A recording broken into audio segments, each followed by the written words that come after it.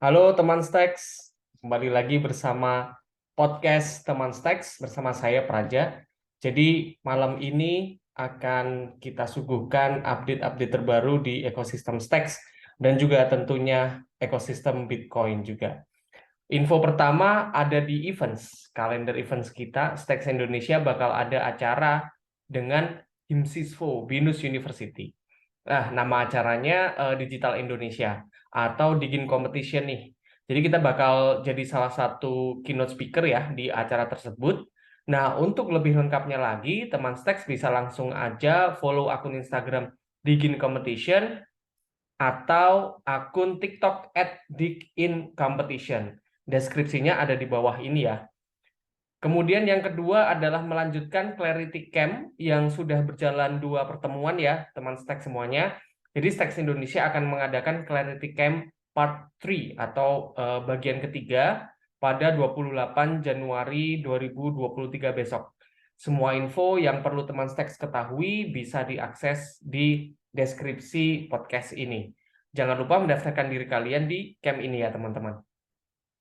Selanjutnya ada artikel dan berita-berita dari ekosistem Stacks. Yang pertama tentu saja informasi reguler seperti biasanya buat teman Stacks yang tertarik bergabung dalam pengembangan Stacks, Bitcoin, ataupun Web3 ekosistem Stacks, bisa langsung lompat ke link yang sudah ada di deskripsi. Tersedia banyak sekali informasi dan peluang pekerjaan dan area-area kontribusi lainnya di ekosistem Stacks. Nah, sekarang kita ngebahas tentang artikel yang ada di Alex. Nah, Alex ini sudah updating atau dia memperkenalkan sistem trading pool di Alex ya. Di Alex teman-teman bisa langsung cek aja di websitenya Alex atau websitenya Arcadico karena Alex akan merilis trading pool ini bersama dengan Arcadico as soon as possible. Dan dengan adanya trading pool ini, teman Stacks semuanya, jadi untuk transaksi NFT, transaksi-transaksi yang ada di dalam ekosistem Stacks maupun Bitcoin, itu semuanya bakal lebih efisien dan bakal lebih cepat. Seperti itu.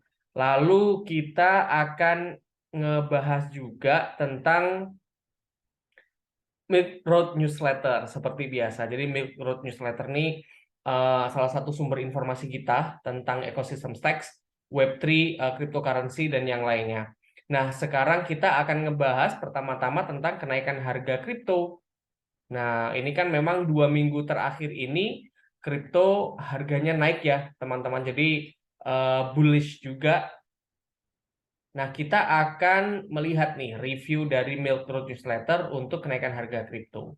Yang pertama tentunya harga kripto memang sedang naik, di mana dalam jangka waktu 7 hari kemarin, Bitcoin aja naik 23%, Ethereum naik 22%, sedangkan Solana itu naiknya 70%, Mas Lex. Nah, alasan mengapa kripto ini sedang naik adalah menurut Milk Road Newsletter, yang pertama inflasi di Amerika Serikat sudah menurun nih. Yang kedua adanya likuidasi posisi pendek yang terjadi berulang. Nah, terus kemudian yang ketiga adalah dengan naiknya harga kripto ini, orang-orang tuh bertanya secara psikologis mempengaruhi market ya, apakah bullish ini akan terjadi terus-terusan atau enggak. Makanya terus kemudian banyak yang orang yang optimis kayak gitu. Nah, tapi hal ini argumentasi-argumentasi tadi itu dibantah oleh analisis mengenai RSI atau Relative Strength Index yang mengukur apakah sesuatu sedang mengalami pembelian atau penjualan yang berlebih.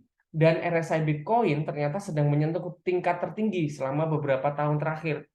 Nah, ini artinya Bitcoin sedang mengalami penjualan atau pembelian yang terlalu banyak. Hal ini sebenarnya pernah terjadi ya beberapa kali sebelumnya, di mana setiap kejadian pasti ada koreksi gitu yang terjadi. Kejadian yang pertama, Bitcoin tuh naik hingga 18% lebih gitu ya sebelum terjadi koreksi sebesar minus 12%. Kejadian kedua, Bitcoin pernah naik terus sampai 16%, terus kemudian ada koreksi sebesar minus 21%. Nah, yang ketiga, Bitcoin nggak naik dan mengalami koreksi minus 31%. Rekomendasi dari Milk Road Newsletter adalah takutlah ketika banyak orang yang serakah dan serakahlah ketika banyak orang yang takut. Dalam ya. Nah, informasi selanjutnya adalah dari Yuga Labs mengeluarkan game baru. Jadi Yuga Labs pencipta dari Bored Ape ya, game Bored Ape atau NFT Bored Ape juga mengeluarkan permainan baru nih, teman Stacks. Jadi yang berorientasi pada keahlian pemain yang disebut sebagai Duki Dash. Jadi Duki Dash ini permainan tipe endless runner yang berorientasi pada skill pemain dengan leaderboard tingkat global. Jadi untuk bermain di game ini cukup mendapatkan NFT Sewer Pass, namun untuk para pemilik BAYC dan MAYC pas ini sifatnya gratis. Karena pengumuman ini proyek NFT Yuga Labs ini mengalami peningkatan volume penjualan sebesar kurang lebih 100%. Keren. Nah, next adalah pertukaran exchange atau kripto yang paling update. GTX, sebuah crypto exchange terbaru yang beroperasi dengan menjual klaim kebangkrutan dari sebuah perusahaan. Secara singkat, sebenarnya berikut gambaran cara kerjanya GTX. Jadi seseorang menaruh uang di FTX, FTX bangkrut dan memberikan klaim kebangkrutan atau IOU kepada orang yang menaruh uang tersebut. GTX nih bekerja dengan memonetisasi klaim kebangkrutan tersebut dengan menjualnya kepada orang lain yang menilai bahwa klaim tersebut akan menjadi lebih berharga di masa depan. Nah, hal tersebut dapat mempermudah seseorang yang terkena dampak kebangkrutan sebuah perusahaan, misalnya seperti perusahaan FTX kemarin. Nah, untuk mendapatkan uang sebelum jangka waktu yang terlalu lama. Walaupun nampaknya bagus ya, teman Stack semuanya, dunia kripto di Twitter menjadi ramai karena orang yang berada di balik GTX, yaitu Kyle Davis dan Su Zhu, pemimpin 3AC yang mengalami kebangkrutan dan berstatus buron, serta Mark Lam dan Sudu Arumugan, pemimpin dari CoinFlex yang juga mengalami masalah finansial. Waduh, ini exchange kripto terbaru dan yang nampaknya perlu diwaspadai ya, teman Stack semuanya, hati-hati. Blackpool Gang mencuri Bitcoin senilai jutaan euro. Wah, James Parker menyadari bahwa ada loophole nih dalam BTC, dalam Bitcoin. Terus kemudian dia menyampaikan hal tersebut kepada teman-temannya. Loophole tersebut dimanfaatkan selama 3 bulan. Sehingga menghabiskan Bitcoin senilai 20 juta euro. James Parker dan teman-temannya menghabiskan uang tersebut dengan belanja secara membabi buta, kemudian mereka meminta tolong Stephen Boyce untuk mencuci uang tersebut.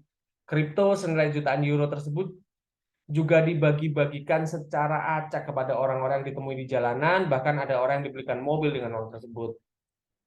Pada akhirnya, geng ini ditangkap dan mereka dikenai masa penjara selama 15 tahun. 91% cryptocurrency dari 2014 telah mati. Jadi analisis dari Coin Kickoff mengatakan bahwa ada 2.400 koin yang mati selama 10 tahun terakhir. Kebanyakan koin yang mati ini adalah koin penipuan seperti FTX, FTT, koin candaan atau meme. Terus kemudian koin-koin ini gagal dalam memenuhi ICO atau Initial Coin Offering.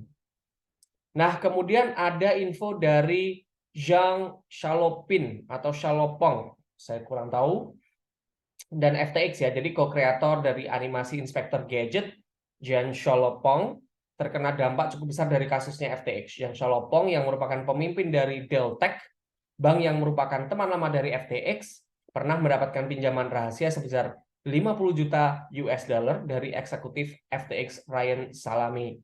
Selain itu, grup Moonstone, di mana Zhang Xiaopong juga termasuk dari jajaran direksi di sana, sedang dalam masa pengawasan nih oleh pihak berwajib dan CEO dari FTX yang sekarang John Ray. Hal ini disebabkan karena Moonstone merupakan investor terbesar Alameda.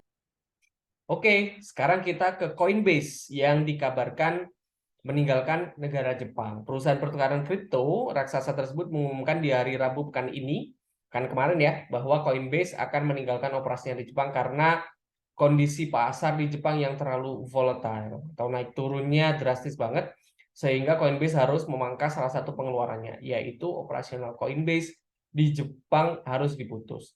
Pelanggan dari Jepang memiliki waktu hingga tanggal 16 Februari besok untuk menarik asetnya dari platform Coinbase. Informasi dari John Ray atau CEO dari FTX yang sekarang, FTT mengalami peningkatan harga sebesar 33% di hari Kamis yang lalu. Hal ini disebabkan beberapa informasi dan kebijakan dari John Ray John Ray memberikan beberapa informasi terupdate ya, yaitu yang pertama dia menerima pendapat bahwa mengulang FTX atau restart bisa menjadi jalan untuk mengembalikan uang pelanggan. Tapi dia masih menimbang-nimbang apakah ini keputusan yang benar atau tidak. Terus yang kemudian yang kedua adalah John Ray mengatakan bahwa klaim SBF di Substack merupakan klaim palsu dengan memberikan data bahwa aset senilai 250 juta US dollar di Ledger X sebenarnya tidak ada.